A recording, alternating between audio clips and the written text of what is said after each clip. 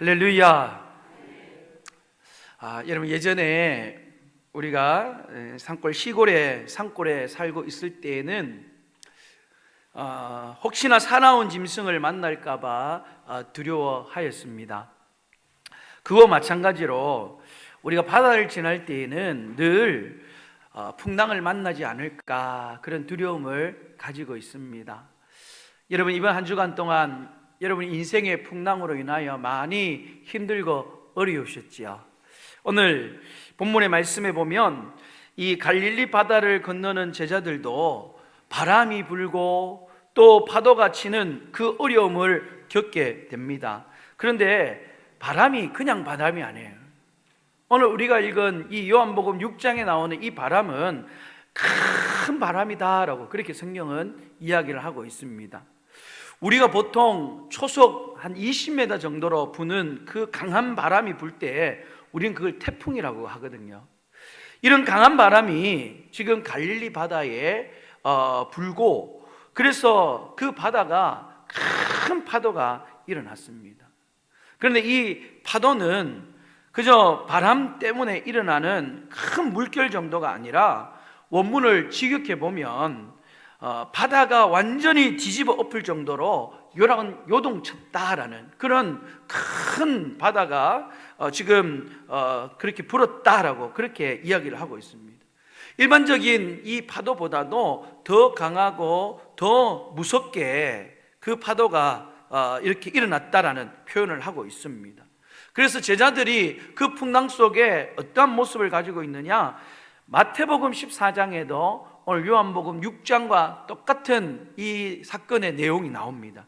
그 마태복음 14장 24절 말씀에 보면 배가 이미 육지에서 술이나 떠나 바람이 거슬림으로 물결로 말미암아 고난을 당하였도다, 그렇게 말씀하고 있어요. 제자들이 그 큰 풍랑과 큰 바람으로 인하여서 지금 고난을 당하고 있다, 그렇게 기록을 하고 있는 거죠. 풍랑 때문에 지금 제자들이 거의 초죽음이 되어 있는 겁니다. 제자들이 탄 그 큰 배가 큰 군함도 아니고 또 거대한 유람선도 아닙니다. 그냥 몇몇 사람이 탈 수 있는 작은 쪽배였어요. 근데 그 배를 타고 갈릴리 바다를 건너가려고 했기에 여러분, 그들이 그 큰 파도 속에서 얼마나 두렵고 얼마나 어려움을 겪었겠습니까? 그런데 그런 제자를 보면서 우리는 몇 가지의 의문점이 드는 게 있어요. 그 한 가지가 뭐냐 하면, 이해가 되지 않는 의문점이 있는데, 지금 제자들이 탄 그 배가 풍랑을 만났어요. 여러분, 그 제자들이 누구의 제자입니까? 그 제자들은 예수님의 제자들입니다.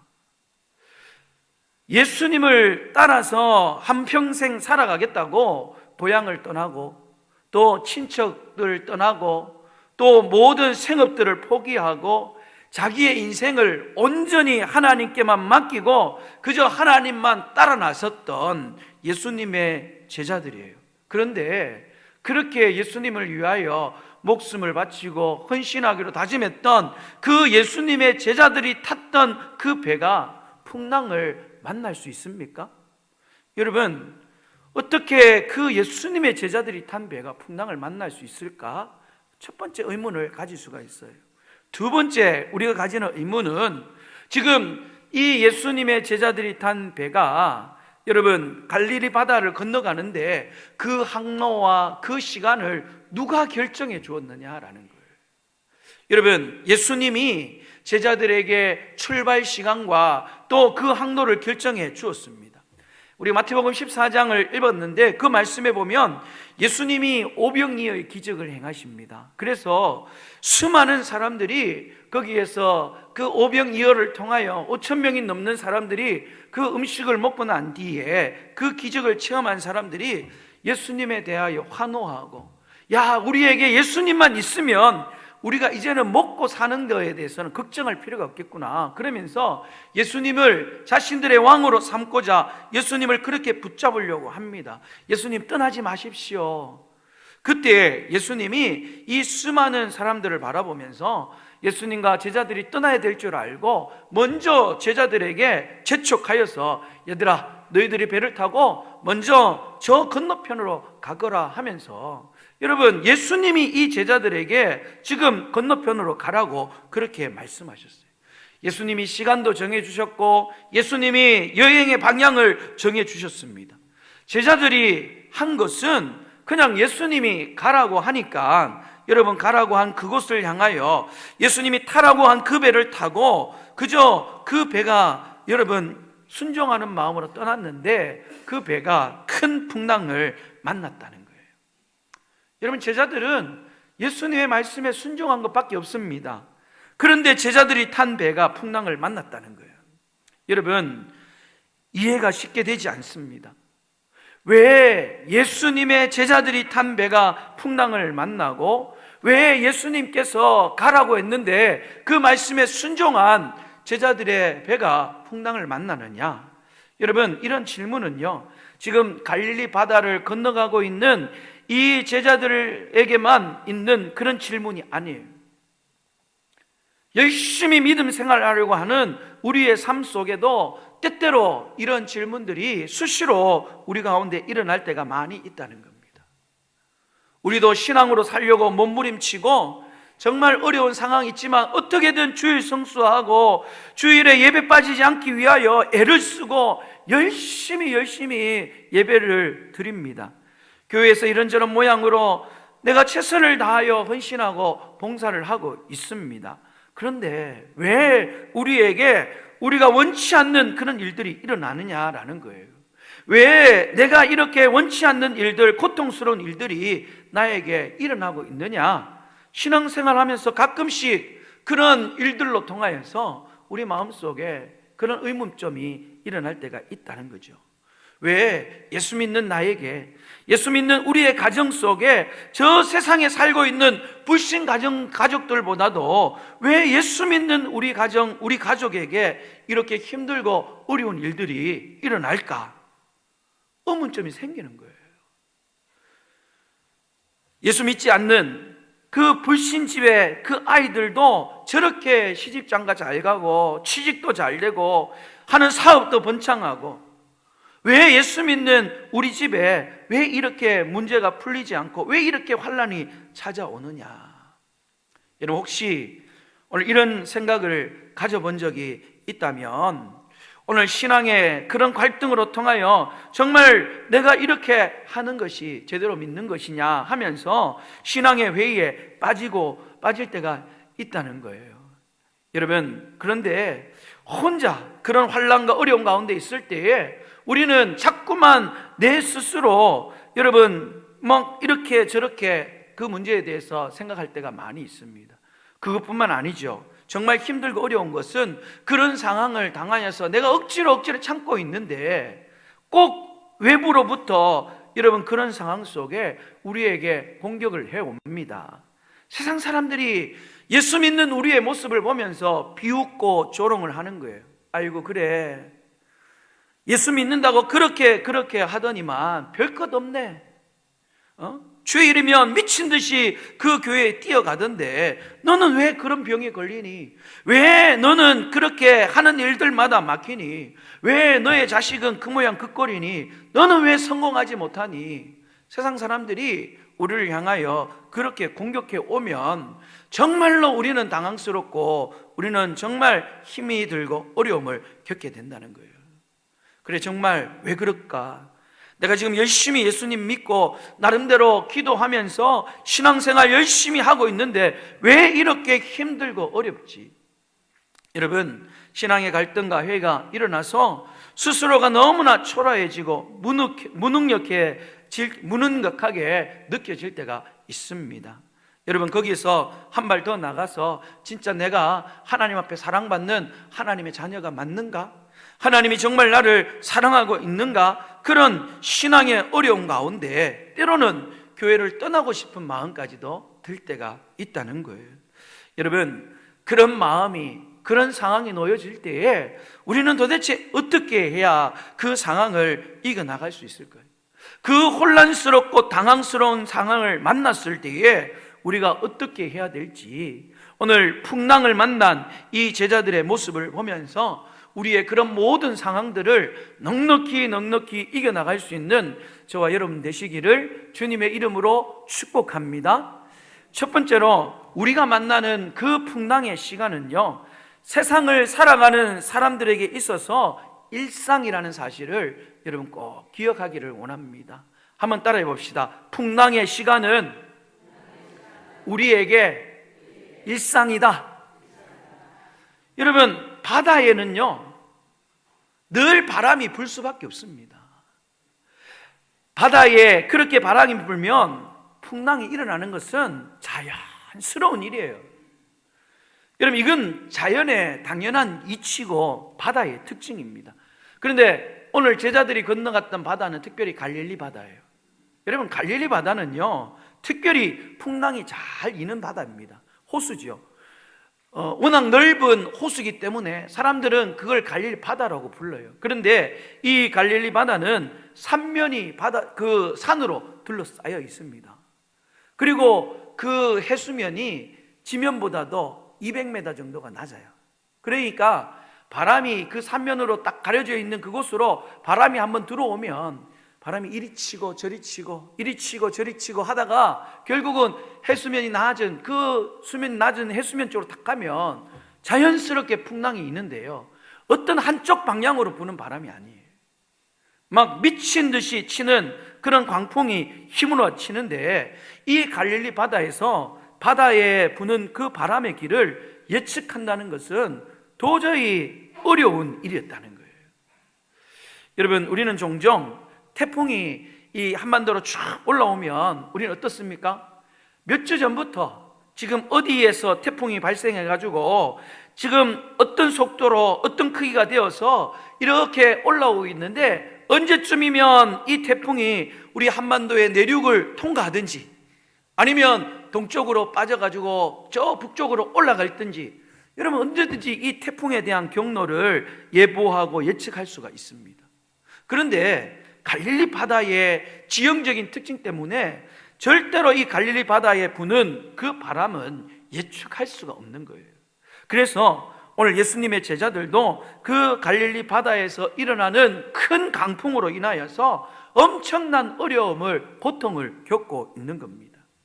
여러분, 우리 삶의 모습들이 바로 지금 이렇게 강풍이 있는 모습과 똑같다는 거예요. 여러분, 우리의 삶도 마찬가지로 강풍이 일어나는데 그 강풍이 일어나는 것이 우리의 삶의 일상, 자연스러운 일어나는 사실을 우리가 알아야 된다는 거예요. 왜 우리의 삶 속에 그런 광풍과 풍랑이 일어나느냐? 그것은 우리가 타락으로 말미암아 그런 강풍이 만들어졌기 때문에 그렇습니다. 여러분, 성경의 말씀에 보면 사람이 타락하기 전과 타락하기 이후에 그런 삶의 모습으로 구분되어져 있습니다. 사람이 타락하기 전에 세상의 모습은 어떤 모습이었느냐? 하나님이 엿새 동안 세상을 창조하셨습니다. 그리고 그 엿새 동안 하나님이 세상을 만드시고 그 창조의 완성을 하시고 난 그 다음 날, 일곱째 날 우리 하나님은 안식하셨습니다. 그 첫날 안식날, 여러분, 우리 사람들을 여섯째에 만들었기 때문에 하나님께서는 이 사람들에게 가장 먼저 선물로 주신 것이 뭐냐 하면 안식이었어요. 안식. 창조되고 그 다음날 바로 안식을 누렸습니다. 하나님이 엿새 동안 만든 세상은 바로 사람들에게 안식할 수 있는 너무나 좋은 최고의 조건을 갖춘 그런 세상이었다는 겁니다. 여러분, 그렇게 복되고 아름다운 안식을 누리고 있던 그 인간들이 타락하여 죄를 범하였습니다. 그럴 때 그 좋았던 세상은 완전히 바뀌기 시작하였습니다. 안식을 제공하고 기쁨을 주었던 그 세상 속에 안식이 상실하게 되었어요. 창세기 3장 18절 말씀에 보면 범죄한 이 아담과 하와를 향하여서 하나님께서 어떤 벌을 내리시느냐? 땅의 저주를 내리시는 거예요. 땅이 이제부터는 그들에게 가시덤불과 엉겅퀴를 낼 것이다, 그렇게 말씀했어요. 여러분, 안식하면서 그저 그 에덴 동산에서 맛있는 음식을 마음껏 먹을 수 있는 안식의 그 동산에서 이제는 땅에 가시덤불이 나고 엉겅퀴가 나와서 여러분 그것을 땀을 흘려 뽑아내지 않으면 열매를 얻을 수 없는 그런 고통의 현장으로 그 안식의 장소가 바뀌게 되었다는 거예요. 그때부터 여러분 우리는 힘들고 어려운 풍랑이 우리의 인생 가운데 일어나게 되어 있습니다. 여러분 우리가 살아가는 세상에는 풍랑이 일상일 수밖에 없다는 거예요. 어떻게 이 풍랑을 피할 수 있을까? 여러분 간단합니다. 우리가 죽어서 우리의 육신이 땅에 묻히는 그 순간 이 땅에 있는 모든 풍랑은 끝나는 거예요. 그리고 우리는 저 영원한 안식이 있는 천국에 들어갈 때 그 천국에서 우리는 그 인간이 처음으로 누렸던 에덴 동산의 아름다운 안식을 누릴 수가 있는 겁니다. 여러분 오늘 우리가 풍랑을 만날 때 절대로 이상하게 여기지 마십시오. 그리고 내 마음대로 그 풍랑을 해석하지 마십시오. 우리가 이런 풍랑을 만나면 그냥 자기 마음대로, 자기 생각대로, 자기 판단대로 그냥 막 그 풍랑을 해석하는 거예요. 여러분 그러면 낙심할 수밖에 없어요. 또 다른 사람들에 대한 풍랑에 대해서 여러분 절대로 여러분 쉽게 판단하여서 우리가 그 풍랑에 대해서 이야기할 필요가 없다는 거예요. 그래 봐라 와 저렇겠노, 아마 엄청난 죄를 지었기 때문에 저 인생 저렇게 풍랑을 만날 거다. 여러분 자꾸만 우리는 그렇게 뭔가 풍랑을 해석을 하려고 합니다. 여러분 그렇게 남들을 향하여서 이렇다 저렇다 하는 그런 고통을 당한다 그렇게 말하는 여러분 자신에게 제가 질문해 봅니다. 그러면 당신은 왜 그런 고통을 당하십니까? 여러분은 어떻습니까? 똑같은 거예요.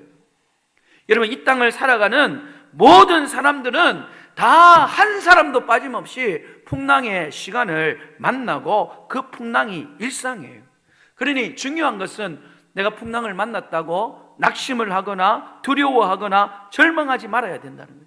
내 스스로 내가 이래서 풍랑을 당하고 저 사람은 저래서 풍랑을 만난다 그렇게 평가하고 계산하면서 뭔가 답을 찾고 결론을 짓지 말아야 된다는 거예요. 여러분 그런 풍랑을 만나면, 그런 상황에 놓였다면 예수님께서 오늘 제자들에게 하셨던 그 말씀을 듣고 그 말씀이 바로 풍랑 중에 있는 여러분에게 주시는 말씀인 줄 믿고 그 말씀만을 귀담아 들을 수 있기를 원합니다. 여러분 오늘 20절 말씀을 한번 보십시오. 오늘 우리가 읽었던 20절 말씀을 보시면 이르시되 내니 두려워 말라 그렇게 말씀을 하고 있습니다. 여러분 풍랑을 만나 죽게 되어서 사투를 벌이고 있는 그 제자들, 그 현장에 찾아오셨던 예수님께서 그들에게 두려워하지 말라 그렇게 말씀하고 있어요. 바다를 지나면서 풍랑을 만날 수 있다는 거예요. 그래서 그 바람이 불고 풍랑이 치는 것 결코 두려워할 일이 아니다, 절망할 일이 아니다, 안심하니 두려워하라. 예수님께서 그 제자들에게 찾아오셔서 그런 말씀을 하였다는 겁니다. 지금 이해할 수 없는 여러 가지 어려운 풍랑을 만난 성도들이 있다면, 그 풍랑으로 힘들어하고 어려워한 가운데 있는 성도들이 있다면 오늘 예수님이 제자들에게 하셨던 이 말씀으로 힘을 얻을 수 있기를 주님의 이름으로 축원합니다. 일상이 되어버린 그 풍랑 속에 우리 주님은 두려워하지 말라 그렇게 말씀합니다. 그 풍랑 속에서 의연히 풍랑을 마주칠 수 있는 여러분들이 다 될 수 있기를 주님의 이름으로 축복합니다. 두 번째로 풍랑이 일어나는 그 시간, 그 일은 우리에게 일상일 뿐만 아니라 하나님이 우리를 가르치는 교육의 시간이라는 거예요. 한번 따라해 봅시다. 풍랑의 시간은 교육의 시간이다. 여러분 우리에게 일어나고 있는 그 풍랑의 사건은요, 하나님께서 우리에게 무엇인가를 가르치기 위한, 하나님께서 내가 무언가를 배우고 학습하기를 원하는 그 시간이 바로 우리에게 일어나는 풍랑의 시간이라는 것을 믿으시기를 바랍니다. 여러분 말씀을 보면요, 예수님께서 지금 제자들이 풍랑을 만나고 있는 그 현장을 찾아오셔요. 그런데 풍랑을 만난 제자를 찾아오시는 그 예수님의 모습 속에 한 가지 이상한 모습을 찾아볼 수가 있습니다. 분명히 이 마태나 요한의 기록을 보면 지금 예수님께서 제자들을 만나기 위하여서 여러분 그 바다 위를 걸어서 이 제자들에게 오고 계셔요. 그런데 예수님이 제자들 때문에 오시는데 그러면 그들을 만나줘야 되잖아요. 근데 예수님이 그냥 지나가시려고 하였다라고 그렇게 성경은 기록을 하고 있습니다. 여러분 19절 말씀 보세요. 제자들이 노를 저어 시외리쯤 가다가 예수께서 바다 위로 걸어 배에 가까이 오심을 보고 두려워하거늘, 그렇게 말씀하고 있어요. 여러분 제자들이 힘겹게 노를 젓고 있는데 예수님이 바다 위를 걸어서 제자들에게 오시고 있습니다. 그런데 그 예수님을 보았던 제자들은 어떻게 해야 될까요? 야, 예수님이 오신다. 예수님이 오시면 모든 풍랑이 잠잠해지고 우리는 살 수 있다. 기뻐하고 즐거워하고 춤을 추며 그래야 될 건데 지금 제자들이 예수님을 보고 두려워하고 있는 거예요. 놀라고 있는 거예요. 여러분 그 이유가 무엇입니까? 자신들을 향하여 걸어오고 있는 그 예수님을 보면서도 그들은 예수님인 줄을 깨닫지 못한 거예요. 우리 예수님이 바다 위를 걸어오실 수 있는 그런 분이라는 것을 그들은 꿈에도 생각하지 못했던 거예요. 그래서 그들은 예수님이 아닌 누구라고 생각하고 있느냐? 유령이다라고 그렇게 생각을 하고 있는 겁니다. 그것 때문에 그들이 놀라고 두려워하고 있는 거예요. 여러분 이게 바로 지금 예수님을 믿는 제자들의 믿음의 수준이에요. 우리 예수님이 바다 위를 걷는다는 것 생각조차도 할 수 없는, 그래서 물 위로 걸어오는 것을 보고는 야, 유령이다, 그렇게 예수님이 어떻게 물 위를 걸어올 수 있어, 저건 유령이야. 여러분 그게 제자들의 믿음의 전부였습니다. 여러분 지금 그들이 어려움을 겪고 있던 그 시간이 밤 사경쯤 되었다 그랬어요. 여러분 밤 사경이면 새벽으로는 4시, 5시쯤 되는 시간입니다. 여러분 그때가 언제냐? 어제 낮이었어요. 어제 낮. 어제 낮에 어떤 사건들이 있었느냐? 예수님을 통하여서 여러분 보리떡 5개와 물고기 2마리를 가지고 5,000명이 먹고도 12광주리가 남는 놀라운 기적들을 그들은 그 어제 낮에 그것을 경험하였어요. 그런데 여러분 아직도 날이 밝지 않는 새벽의 시간이었습니다. 여러분 그 기적의 감격, 그 기적의 놀라움을 여러분 마음에 간직하고 있음에도 불구하고 지금 제자들은 그 놀라운 엄청난 기적을 눈으로 직접 체험하고 몸소 그 기적을 여러분 누렸던 그들인데도 불구하고 아직 하루라는 시간이 지나지 않았는데도 불구하고 그들은 그 기적을 베푸신 예수님이 바다 위를 걸어올 수 있는 분이라는 것을 전혀 믿지 못하고 있는 그런 믿음의 수준의 제자들의 모습을 볼 수가 있다는 거예요. 여러분 오늘 이런 제자들의 믿음의 수준이 혹 우리들의 믿음의 모습은 아닐까요?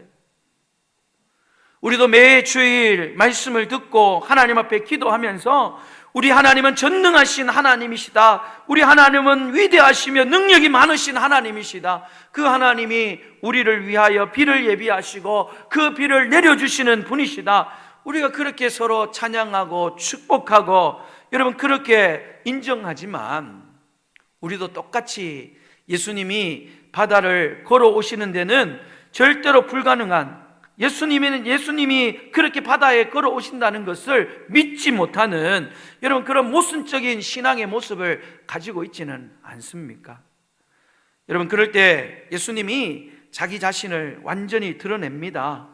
오늘 20절 말씀해 보니까 이르시되 내니 두려워하지 말라.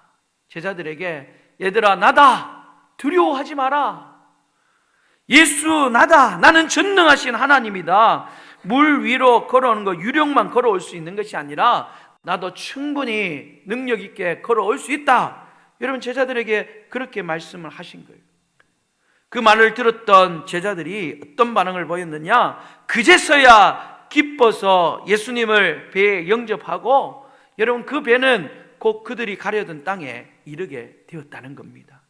여러분 제자들이 왜 기뻐합니까? 풍랑이 멈춰서 기뻐하는 게 아니에요. 오늘 제자들은 자기들이 믿고 따르던 그 예수님께서 지금 파도를 밟고 바다 위를 걸어올 수 있는 자연의 정복자라는 그 사실을 깨달았기 때문에 그들은 기뻐하고 그 예수님을 영접할 수가 있었던 거예요. 야, 우리 예수님이 정말로 바다 위를 걸어오셨구나.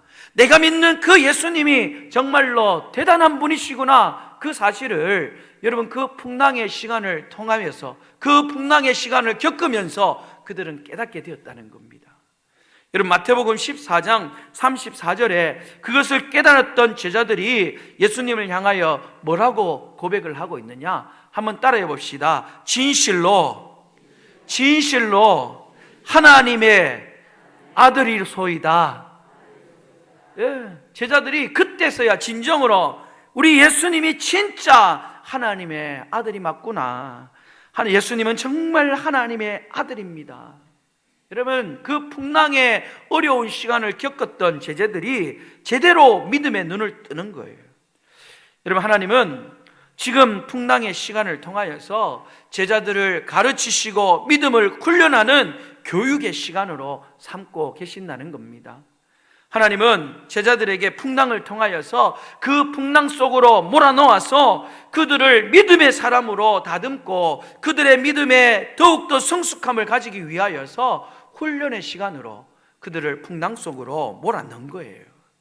만약에 그 밤에 풍랑을 만나지 못하고 배가 그저 순탄하게 건넜다면 그들은 절대로 그 예수님이 자연의 정복자라는 사실을 깨닫지 못하였을 것입니다. 그저 편안하게 지났을지는 모르겠지만 여러분 그들이 다음날 자연의 그 역경 앞에 이르렀을 때에 또다시 그들은 자연의 역경 앞에, 불어오는 풍랑 앞에 똑같이 두려워하고 떨며 몸부림치면서 고통의 시간들을 보내야 됐을 것입니다. 사랑하는 여러분, 오늘 풍랑이 일어날 때에 그 풍랑을 피하기 위하여 도망치지 마십시오. 여러분 그 풍랑이 고통스럽고 나를 힘들게 만드는 상황이라 할지라도 여러분 억지로 피하려고 하지 마십시오.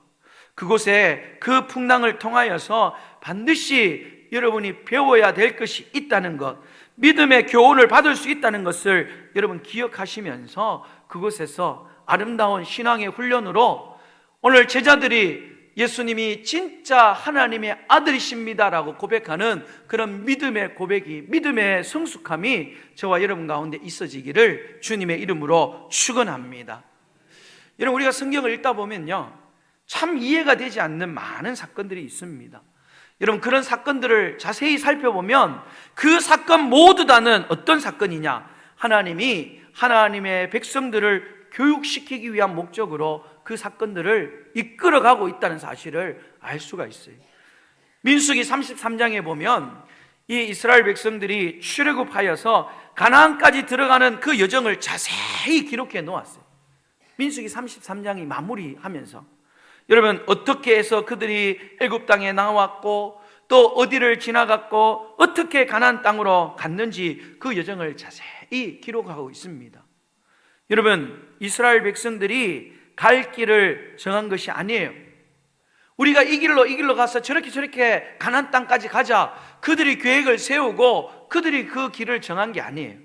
하나님이 모세를 세우시고 모세를 통하여 지시하여서 하나님이 원하시는 방향대로 하나님이 원하시는 길로 이 이스라엘 백성들을 이끄셨어요. 특별히 구름기둥 불기둥으로 그들을 앞서서 이끌어 여러분 이스라엘 백성들이 갈 길을 정해 주셨다는 거예요. 그러면 적어도 하나님께서 정하신 경로고 하나님께서 친히 이끄시는 길이라면 이스라엘 백성들의 발걸음은 어떤 발걸음이 되어야 될까요? 여러분 꽃길이어야 되지 않겠습니까? 옥토가 되어지고 가는 곳곳마다 낙원이고 평탄하고 기쁨과 즐거움이 넘치는 만족함이 넘치는 그런 길이 되어야 되지 않겠습니까? 그런데 여러분 이스라엘 백성들이 걸었던 그 길은 정반대의 길이었어요. 지금 그들을 이끌어갔던 그 길은 여러분 광야였습니다.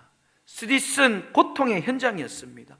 그들이 출애굽하여서 처음부터 그냥 지중해 연안으로 쭉 올라가 버리면 거리도 짧고 여러분 가나안까지 편안히 갈 수 있는 길이에요. 그런데 하나님은 이들을 그 길로 인도하지 않으셨어요. 이스라엘 백성들을 제일 먼저 어디로 인도했느냐? 홍해 쪽으로 이끌어 홍해로 인도하셨습니다. 여러분, 애굽의 군대들이 이 출애굽한 이스라엘 백성들을 보면서 너무나 안타까워서 이제 군대를 모아서 이스라엘 백성들을 추격해 옵니다. 하나님이 인도하신 길이 어디냐? 앞은 홍해로 가로막혀 있고 뒤에는 추격하는 애굽 군대가 따라오고 있는 오도 갈 수 없는, 여러분, 진퇴양난의 그 길로 우리 하나님께서 이스라엘 백성들을 출애굽하셔서 인도하시고 이끌었다는 거예요. 여러분, 왜 하나님이 그렇게 하셨을까요? 그냥 육지로 저 해안길로 쭉 올라가면 쉽게 올라갈 수 있는데 왜 하나님이 굳이 이 200만이 넘는 이스라엘 백성들을 이끌어서 진퇴양난의 상황을 만나게 하느냐? 이해할 수 없는 일이에요.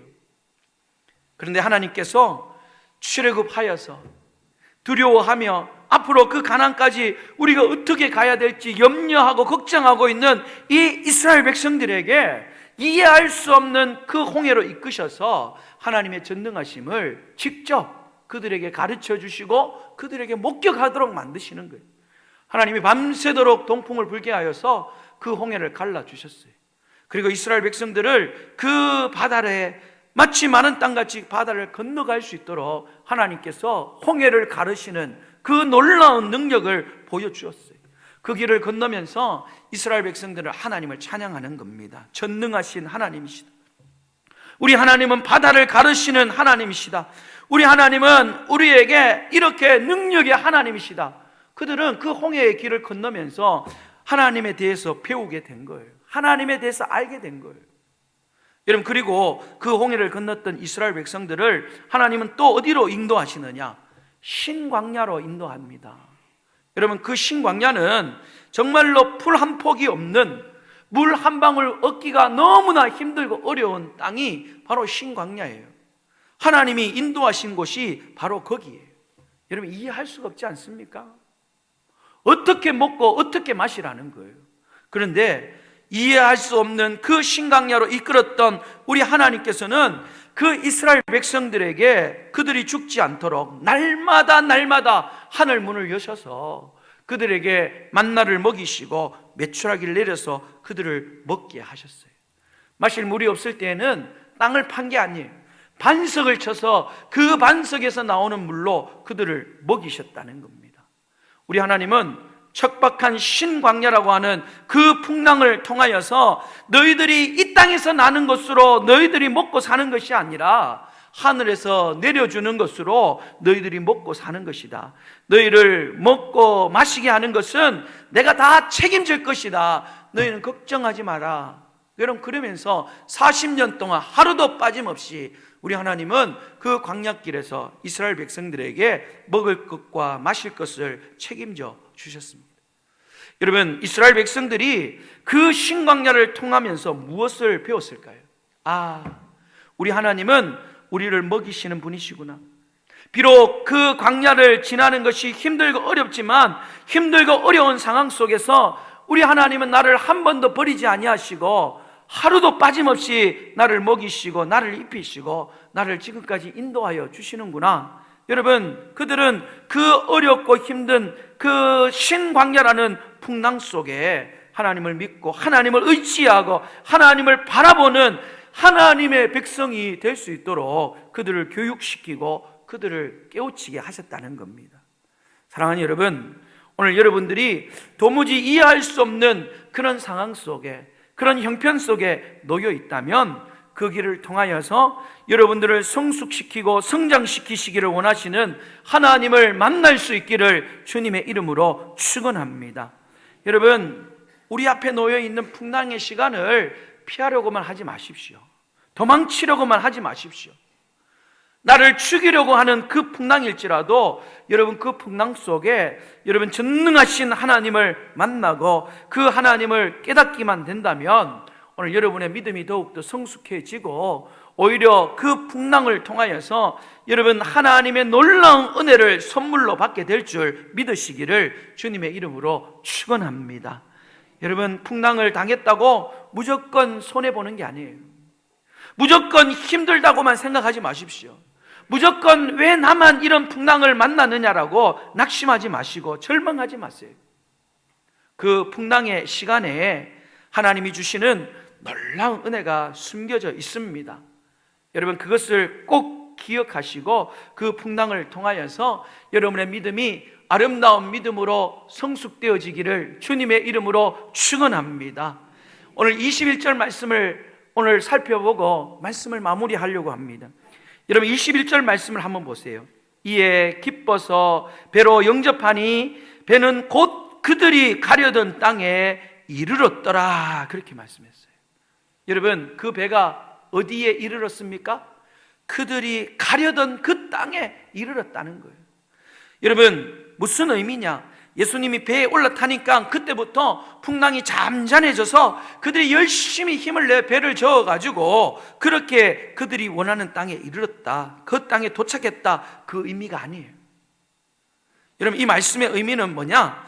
그들이 그렇게 풍랑 가운데 힘을 쓰고 애를 쓰고 노력하고 있는 그 가운데에, 여러분, 그들이 그냥 풍랑만 바라보고 풍랑 가운데 힘들어하고 있는 그때에 예수님이 타고 나서 그 잠잠해지고 딱 보니까 벌써 그들이 가고자 했던 그곳에 이르렀다는 거예요.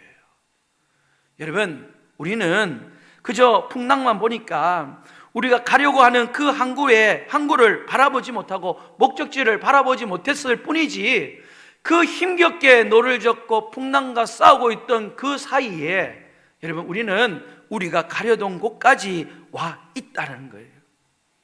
여러분, 풍랑 중에 있습니까? 건강에 풍랑을 만났습니까? 자녀들 때문에 힘들고 어려운 풍랑을 겪고 있습니까? 사업에 풍랑이 일어나고 여러 가지 풍랑으로만 인하여서 괴롭고 힘들고 가슴이 답답하십니까? 오늘 우리에게 주시는 이 말씀에 귀를 기울이십시오. 절대로 도망치려고 하거나 거기에서 낙심하지 마시고 우리 주님의 음성을 들으십시오. 두려워하지 말라.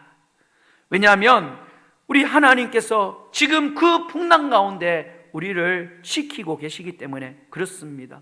그 풍랑을 통하여서 저와 여러분을 다듬고 있습니다. 우리를 성숙시키고 있습니다.